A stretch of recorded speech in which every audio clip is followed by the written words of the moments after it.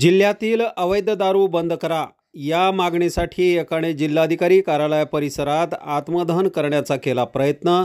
सिंदखेड राजा तालुक्यातील साठेगाव येथील रावसाहेब उत्तम झोटे यांनी तालुक्यासह जिल्ह्यातील अवैध दारू विक्री बंद करा या मागणीसाठी जिल्हाधिकारी कार्यालय परिसरात जाऊन अंगावर डिझेल घेऊन आत्मदहन करण्याचा प्रयत्न केला। आज प्रजासत्ताक दिन असून जिल्हाधिकारी कार्यालयात ध्वजारोहणाचा कार्यक्रम संपन्न होताच या रावसाहेब झोटे यांनी कार्यालय परिसरात डिझेल अंगावर ओतून आत्मदहन करण्याचा प्रयत्न केला। उपस्थित पोलिसांनी तातडीने त्याला ताब्यात घेतले असून त्याला पुढील कारवाईसाठी बुलढाणा शहर पोलीस स्टेशन येथे रवाना करण्यात आले आहे।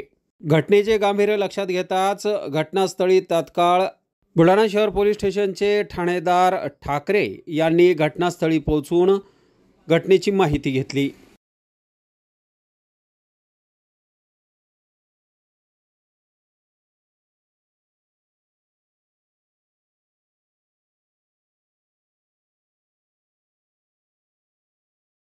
दारू बंद झाली पाहिजे। कुठली साठेगाव पाटा आणि परिसर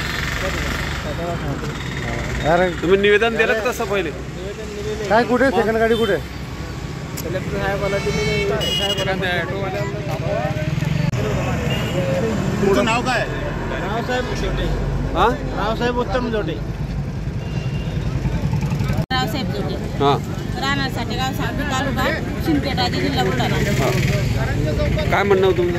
आमचं म्हणणे ती दारू विक्री होती ती बंद झाली पाहिजे। मग या-